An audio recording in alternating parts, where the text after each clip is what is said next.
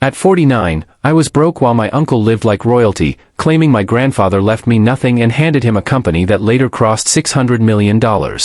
When a forgotten bank notice forced me to open an old safe deposit box tied to Grandpa's name, I expected dust. What I uncovered instead stopped my breath and ended his story. Before I tell you how that box exposed a lie that lasted decades and cracked a corporate empire wide open, take a moment to support my channel and drop a comment about where you're watching from so my story will reach most of the people. My name is Marcus Hale. I used to believe hard work eventually paid off. That belief was hanging by a thread as I stood there sweating through the only decent shirt I owned, the one I'd been saving for job interviews that never called back. I'd walked nearly 4 miles in the August heat because my old sedan finally gave up that morning, transmission locked solid like it had decided it was done with me too. The woman behind the desk, Ms. Rowland, according to the nameplate, looked at me with a mixture of patience and sympathy people reserve for someone who's clearly run out of options. "Mr. Hale," she said gently, "the accumulated storage fees must be paid in full before we can release the contents." $600. I almost laughed. 600 might as well have been 6 million. Around us, people shuffled paperwork, checked balances, complained about wait times. None of them knew my entire family history was sitting behind a steel vault door, locked behind a fee I couldn't afford. The safe deposit box belonged to my grandfather, Edwin Hale. He'd opened it in 1983, 40 years ago, and somehow listed me as a secondary holder. I didn't even know the box existed until 3 days earlier, when an audit notice arrived in my mailbox, mixed in with overdue bills and grocery flyers. My uncle Victor Hale, the man who inherited everything Edwin built, had sold the family logistics company last year for over $500 million. At the will reading 15 years earlier, Victor told us, with a straight face, that Grandpa had left nothing to the rest of us. Not to my sister Claire. Not to me. Not to the children of my father, who died years before Edwin. Victor said Grandpa wanted one strong leader. Himself. And for 15 years, we believed him. Or maybe we were too tired to fight. "Is there any way to split the payment?" I asked Ms. Rowland quietly, hating how small my voice sounded in that marble lobby. "Even a short extension?" She paused, studying me more closely now. My worn shoes. The careful way I unfolded my bills. The creased photo I'd been holding in my hand without realizing it, my grandfather leaning against his first delivery truck, smiling like the world still made sense. "What do you think is in the box?" she asked. "I don't know," I said honestly. "But it's the last thing my uncle didn't get his hands on." That did something. I saw it in her eyes. She turned to her computer, typing quickly, then frowned and stood. Instead of answering, she walked to a filing cabinet and pulled out a thick, leather-bound ledger, one of those old books banks stopped using decades ago. She flipped pages slowly, finger-tracing handwritten entries. "Your grandfather opened this box on August 12, 1983, she said. "And according to this ledger..." She stopped. "The storage fees were prepaid. In full. Through this year." I looked up. "What?" She met my eyes and nodded slightly, her voice returning to its professional tone. "It appears the audit letter was sent in error. I apologize for the inconvenience. Would you like to access your box now?" I didn't trust myself to speak. The vault door was thick enough to belong in a movie. Inside, she slid the box free and led me to a small private room. My hands were shaking when I opened it. On top were rows of gold coins, gleaming like they'd been waiting. Beneath them, a stack of old stock certificates with dates that made my breath catch. And at the bottom, 2 envelopes. One was labeled in my grandfather's handwriting. "For Marcus. Open only when the truth is denied." I tore it open. As I read the first lines, my legs gave out and I sat down hard in the chair. Because my grandfather hadn't forgotten us. He'd planned for betrayal. And the lie my uncle built his empire on was about to collapse, starting with what my grandfather recorded before he died. I hadn't come to the bank looking for justice. But it had been waiting for me all along. I sat in that small viewing room for a long time, the envelope shaking slightly in my hands, rereading the same lines until they stopped blurring together. My grandfather's handwriting was uneven but unmistakable, each word pressed into the page with intention, as if he knew exactly how heavy they would feel when I finally read them. He wrote about trust first. About how family can be both shelter and weapon. About how some people wait for weakness not to help, but to take.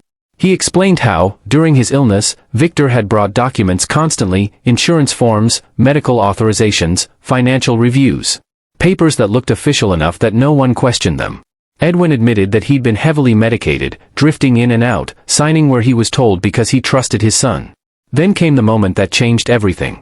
One of his nurses, a woman named Eleanor Price, noticed inconsistencies. She slowed things down, asked questions, and during a rare clear afternoon, she showed him exactly what he had signed. A new will.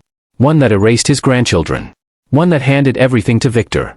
By the time Edwin understood, he was too weak to fight it publicly. Too close to the end to survive a legal war.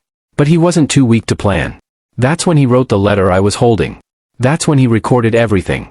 At the bottom of the page was a line that made my chest tighten. I couldn't protect you then. I'm trusting you to finish what I started. The second envelope was shorter. Older. Dated the same year the box was opened. Truth doesn't rush, it read. It waits. I placed both letters back into the box and just sat there, listening to my own breathing, feeling something I hadn't felt in years, direction. Ms. Rowland knocked softly and asked if I was all right. I nodded and told her I needed a moment longer. She left without question. I counted the contents carefully. 50 gold coins. Original certificates for early technology stock, untouched, never sold, never transferred. Enough value to change my life, yes, but that wasn't the point. The point was proof. When I finally stepped back into the lobby, the world looked the same, but it felt different. Like I'd stepped out of a tunnel I didn't know I was trapped in. Ms. Rowland watched me closely. Did you find what you were looking for? I found more than that, I said. I found out I wasn't crazy. She smiled faintly, as if she understood more than she let on. I didn't walk home. She insisted on lending me her car. Said she'd rather do that than watch me melt on the pavement. I didn't argue. My first stop wasn't my apartment. It was a law office across town, Henderson and Pike, an old firm that had handled my grandfather's business for decades. I didn't even know if anyone there would remember me. The receptionist looked up when I said my last name. Hale, she repeated. Edwin Hale's grandson? Yes. She disappeared for a moment, then returned and asked me to wait. 5 minutes later, a man in his 70s stepped into the lobby, eyes wide. Marcus, he said softly. You finally came. His name was Arthur Henderson. He'd been my grandfather's attorney and, judging by the way his hands trembled, a man who had been holding his breath for a very long time. He led me into his office and locked the door. I was instructed to say nothing, he said. Unless you came with proof that the box had been opened. I placed the envelopes on his desk. He exhaled like someone released from underwater. Arthur retrieved a steel case from his safe. Inside were recordings, notarized statements, medical records, and affidavits signed by the nurse Edwin mentioned. Everything was dated, time-stamped, cross-verified. Your grandfather anticipated retaliation, Arthur said. He wanted everything airtight before anyone challenged it. I watched part of the recording there in that office. Edwin, thin but lucid, staring directly into the camera. My son Victor believes power excuses behavior, he said calmly. I want the truth preserved, even if I'm not alive to see it used. I didn't cry. I felt steady. Focused. Arthur explained what it meant. We didn't need to prove forgery. We needed to prove undue influence. A medicated man guided into signing away his legacy. The recording alone could dismantle the will. Combined with the financial trail Victor left behind, it could do more. It could force a reckoning. By the time I left the office, the sun was low and my phone had 12 missed calls, from debt collectors, from my sister Claire, from an unknown number I didn't answer. I went home and slept for the first time in weeks without waking up in panic. The next morning, I called Claire. She didn't believe me at first. Why would she? 15 years of loss doesn't unwind easily. But when she heard the recording, when she heard our grandfather's voice say our names, she started crying so hard she couldn't speak. I thought he forgot us, she whispered. He didn't, I said. He was waiting. News traveled slowly at first. Then all at once. Within days, Victor's legal team received notice. Within a week, his tone changed, from dismissive to aggressive. He denied everything. Claimed manipulation. Claimed dementia. Arthur smiled when he heard that. Good, he said. That means he's scared. The mediation was scheduled quietly. No press. No announcements. Victor arrived with 4 attorneys and a confidence that looked practiced, not natural. He didn't look at me until the recording played. Then he couldn't look away. His mask cracked when the nurse testified. Shattered when financial records surfaced. Completely collapsed when Arthur calmly asked one question.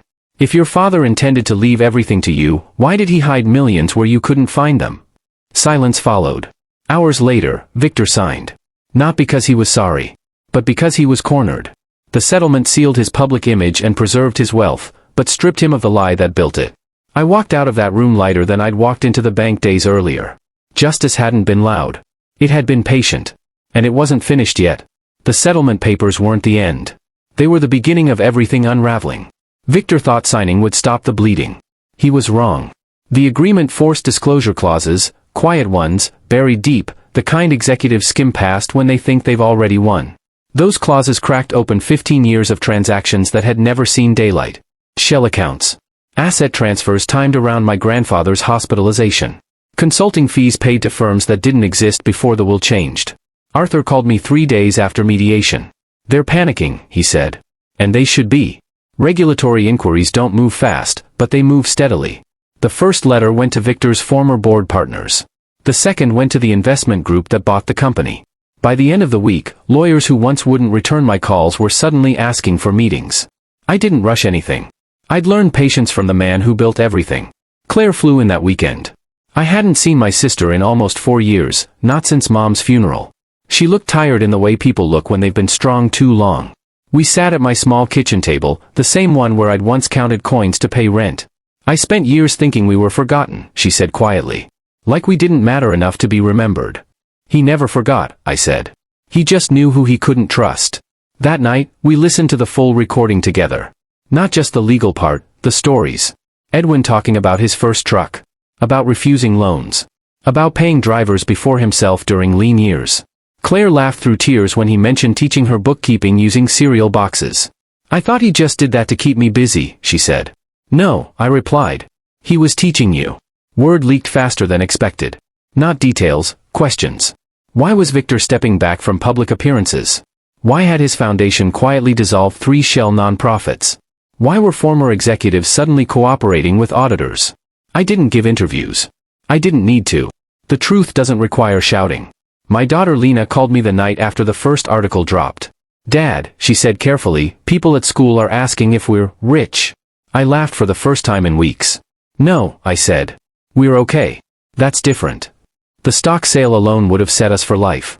I didn't sell it all. I sold what I needed. Tuition paid. Debt erased. The watch from the pawn shop returned to my wrist. The rest stayed untouched. Because money without purpose is just noise. Arthur helped me set up a new company, not to reclaim the old one, but to build something honest in its shadow. We started small. 3 trucks. 5 drivers. Every one of them former employees Victor had cut loose when spreadsheets mattered more than people. When I told them the benefits plan, one of them stared at me like I was lying. No catch, I said. You do the work. You get treated right. They didn't clap. They didn't cheer. They just showed up early the next morning. Victor's son, Ethan, reached out unexpectedly. I hadn't seen him since he was a kid, awkward in a suit too expensive for his frame. I know what my dad did was wrong, he said, staring at his hands. I didn't know how bad until now. I didn't absolve Victor. I didn't condemn Ethan. Learn the business, I told him. From the ground up. Then we'll talk. The press eventually circled back. They always do. I gave one statement. My grandfather believed that integrity outlives money. This isn't about revenge. It's about correction. That line followed me everywhere. Victor retreated. The empire stayed standing, but its shine dulled. Investors don't like unanswered questions. Neither do regulators. Claire opened her restaurant 6 months later. She named it after Edwin. The walls are lined with photos of drivers and their families. Every Friday, meals are free for anyone who hauls freight. When I asked her why, she shrugged. He'd have liked that. Ms. Rowland, the bank manager, came by one afternoon. We had coffee at a diner near the depot. I didn't lie, she said suddenly. I know, I replied. The ledger really did show prepayment, she said. But the audit system flagged it wrong. She smiled. Sometimes the system needs reminding where to look. I keep the empty safe deposit box key in my desk drawer. Not as a trophy. As a warning. Because lies can build towers. But truth waits. And when it finally stands up, it doesn't need to shout. It just needs the door unlocked. Success didn't arrive all at once. It came in quiet confirmations. A return call that used to be ignored. A document quietly amended. A former executive suddenly eager to clarify his role. Arthur warned me early not to mistake momentum for victory. People like Victor don't fall, he said. They unravel. The first unraveling came from the buyer. The private equity firm that acquired the company for over $500 million had conducted what they called thorough due diligence. What they hadn't known, what Victor had buried, were the side agreements. Deferred liabilities disguised as performance incentives. Vendor contracts rerouted through shell entities that funneled money into trusts bearing Victor's fingerprints. They hadn't bought a company. They'd bought a carefully staged illusion. 3 weeks after mediation, Arthur forwarded me an email chain marked confidential. The tone was frantic, stripped of corporate polish. They wanted explanations. Victor gave reassurances. Then extensions. Then silence. That silence spoke louder than any accusation. Regulators arrived next, not dramatically, not with headlines, but with clipboards and timelines. Audits don't accuse. They compare. And comparisons are dangerous to liars. I wasn't called as a witness. Not yet. Instead, subpoenas went out to people who'd once sat comfortably in Victor's orbit. The same people who'd avoided eye contact at my grandfather's funeral. The same people who'd smiled politely while accepting checks they never questioned. Integrity, I learned, is often outsourced until it's needed. My days grew busier. Not with lawsuits, but with building. The new company found its rhythm. Dispatch calls in the morning. Maintenance in the afternoon. Shared meals at dusk. I knew every driver's name. Their kids' names. Their worries. One afternoon, I walked into the yard and found Ethan changing a tire in the heat. "Why aren't you supervising?" I asked. He wiped sweat from his face. "Because I need to learn." I let him work. That night, Lena helped me review paperwork. She'd always had a sharp eye, better than mine at her age. "You're different now," she said suddenly. "How?" "You listen more." I thought about that. Power makes some people louder. It had made Victor louder. Richer. More certain he was untouchable. I didn't want that. I wanted steadiness. The media circled again when Victor stepped down, for health reasons. No one mentioned subpoenas. No one mentioned the sealed filings. But the silence around his departure was heavy. People started asking questions in places that mattered. The board reshuffled. Consultants distanced themselves. Charitable donations quietly stopped. Money doesn't flee loudly. It leaves politely. Claire's restaurant became a gathering place. Drivers, families, students.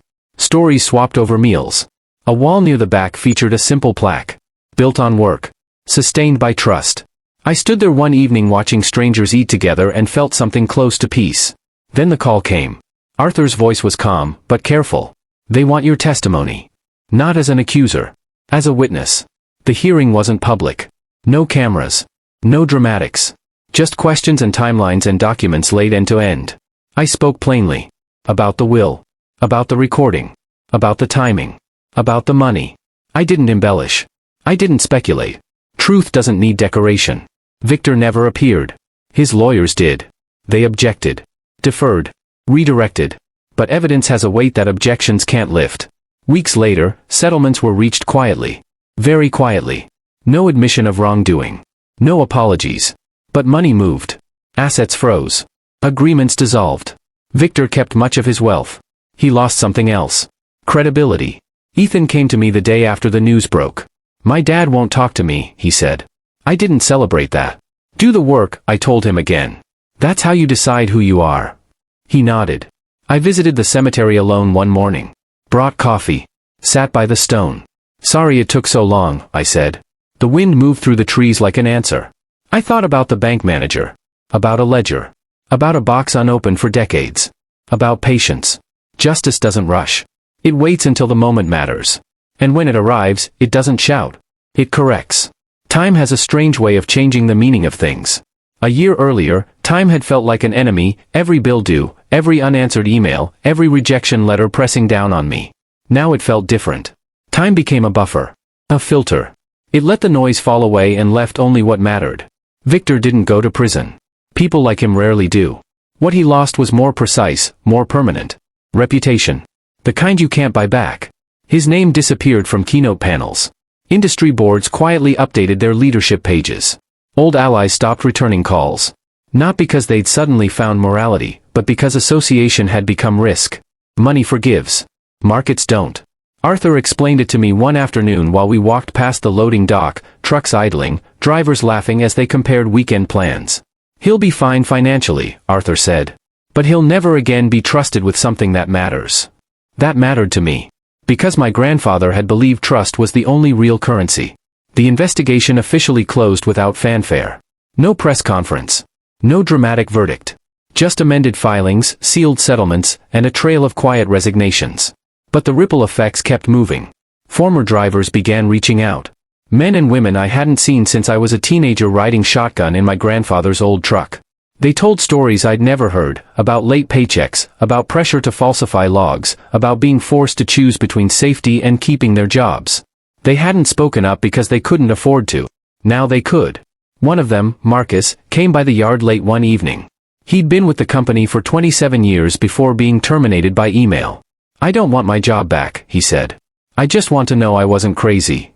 "You weren't," I told him. He stood there quietly for a long time, then nodded once and left. That moment stayed with me longer than any legal victory. Lena graduated that spring. First in our family. She crossed the stage smiling, confident, debt-free. When she hugged me afterward, she whispered, "Grandpa would have been proud." I couldn't answer. My throat wouldn't let me. Claire expanded the restaurant. Added a second location. Same policy. Same plaque. Same free meals on Fridays. "Profit is what keeps the lights on," she told a reporter once. "Purpose is why we open the doors." I hired more drivers. Slowly. Carefully. Every hire mattered. Every contract was reviewed twice. No shortcuts. No clever tricks. Just work. Ethan struggled at first. He was used to offices and meetings and assumptions of competence. Out here, no one cared who his father was. They cared if he showed up. He did. Early mornings. Late nights. Listening more than talking. One afternoon, I found him sitting on the curb after a long run, staring at his hands. "I used to think success meant never losing," he said. "Now I think it means surviving the truth." I didn't correct him. Victor sent one message. Just one. It was short. Polished. Careful. He wrote that he disagreed with my interpretation of events, but hoped we could move forward privately as a family. I didn't reply.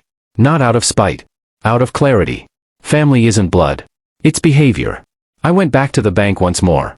Not for business. Just to say thank you. The branch manager remembered me. "You look different," she said.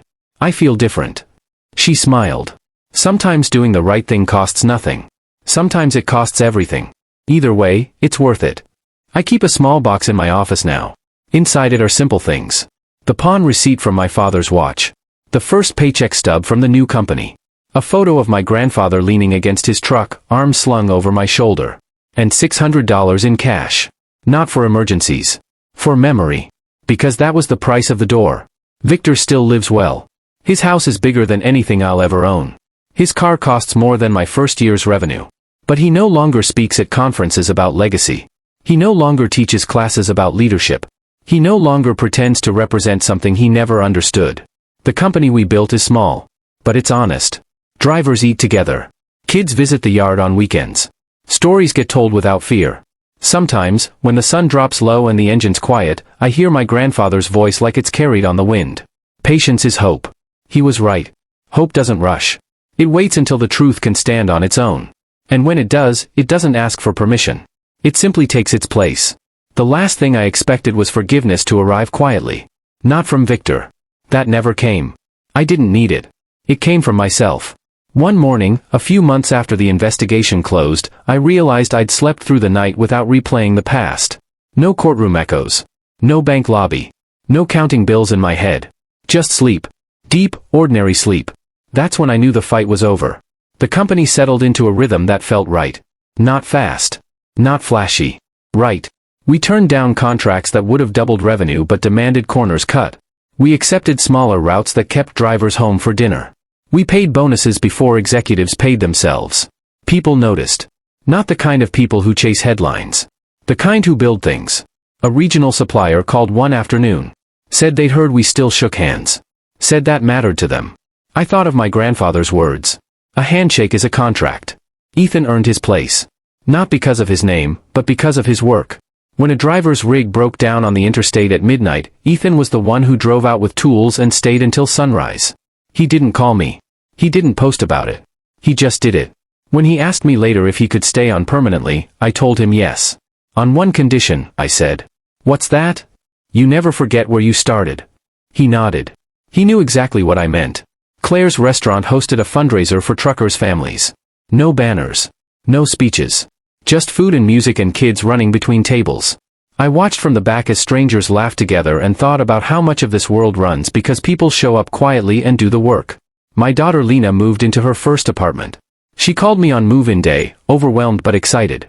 Dad, she said, I don't feel afraid anymore. Neither did I. I visited the cemetery again before winter. Brought coffee. Sat longer this time.